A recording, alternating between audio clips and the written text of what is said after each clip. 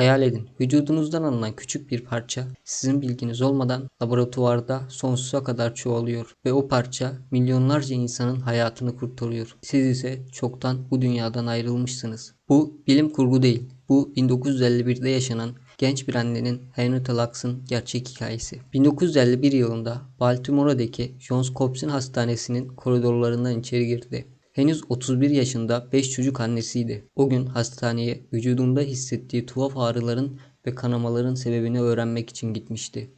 Hiç kimse, ne Henrietta'nın kendisi ne de ailesi, o gün alınan küçük bir hücre örneğinin insanlık tarihini değiştireceğini bilmiyordu. Çünkü o hücreler ölümsüzdü ve bilim dünyası için yepyeni bir çağ başlatacaktı. Ölümünden sonra bile tıp bilimine yön veren bu kadının hayatına gelin yakından bakalım. Henrietta 1920'de Virginia'da dünyaya geldi. Çocukluğu yoksulluk içinde geçti. Annesini küçük yaşta kaybetti ve büyük babasıyla tütün tarlalarında büyüdü. Amerika'nın güneyinde ırkçılığın ve eşitsizliğin gölgesinde bir hayat sürdü. Genç yaşta kuzeni David Lux ile evlendi. 5 çocuğu oldu. Baltimore yakınında işçi sınıfı bir mahalleye taşındılar. David, Bethlehem Stel fabrikasında çalışıyordu. Henrietta neşeli, yardımsever, dans etmeyi ve yemek yapmayı seven bir kadındı. Onu tanıyanlar kırmızı ojelerini, zarif elbiselerini ve gülen yüzünü unutamazdı. O, çevresindekiler için sadece bir anne ya da eş değil, hayat dolu bir insandı. Henrietta 1951 yılında ağrılar ve kanamalar yüzünden Johns Hopkins Hastanesi'ne başvurdu. Doktorlar rahim ağzında hızla büyüyen bir tümör keşfettiler. Ancak tedavi sırasında Henrietta'nın bilgisi dışında bir şey yapıldı. Doktorlar tümörden ve sağlıklı dokudan küçük örnekler alarak araştırma laboratuvarına gönderdiler. Bu o dönemde yaygın bir uygulamaydı ve siyahi hastalar ücretsiz tedavi aldıkları için bedenlerinin araştırmalarda kullanılmasının doğal bir bedel olduğu düşünülüyordu.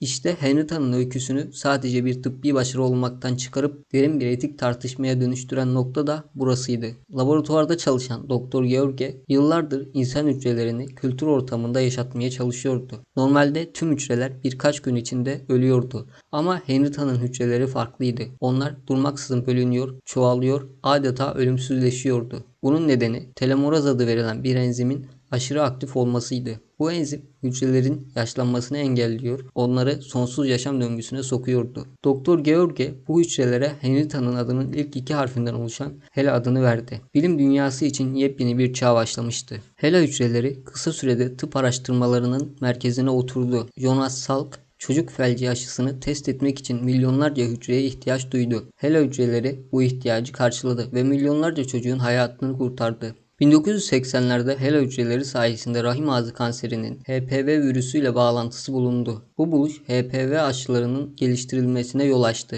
Kanser, Parkinson, hemofili, gen haritalama, klonlama ve hatta uzay araştırmalarında kullanıldılar. Son yıllarda COVID-19 aşılarının geliştirilmesinde bile rol oynadılar. Sıradan insanlar bu kadını tanımasa da bugün bilimsel literatürde 110 binden fazla makalede HeLa hücrelerinden söz ediliyor. Henrietta 1951'de hayatını kaybetti. Ama ailesi onun hücrelerinin tüm dünyada kullanıldığını 20 yıl boyunca hiç bilmedi. 1970'lerde HeLa hücreleri diğer hücre kültürlerini kirletmeye başlayınca araştırmacılar Lux ailesine ulaşmak zorunda kaldılar. İşte o zaman aile gerçeği öğrendi. Düşünün, bir yandan annelerinin hücreleri sayesinde dünya değişiyordu. Diğer yandan aile sağlık sigortası bile olmadan yoksulluk içinde yaşıyordu. Lux ailesi yıllarca hukuk mücadelesi verdi. Onların çabaları sayesinde bilgilendirilmiş olan, yani hastanın rızası olmadan doku alınamayacağı kuralı modern tıp eğitiminin temeli haline geldi. 2013'te yapılan anlaşma sonucunda Henrietta'nın genetik verilerini kullanan araştırmalar için aileden temsilcilerin onayı şart hale geldi. 2023'te aile bir biyoteknoloji şirketiyle gizli bir anlaşmaya vardı.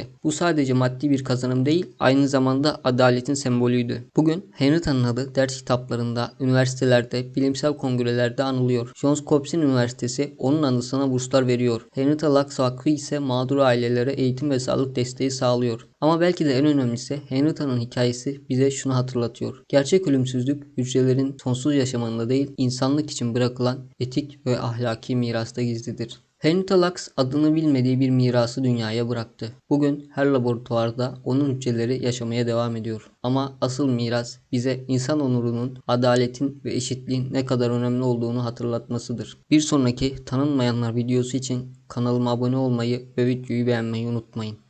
Hoşça kalın.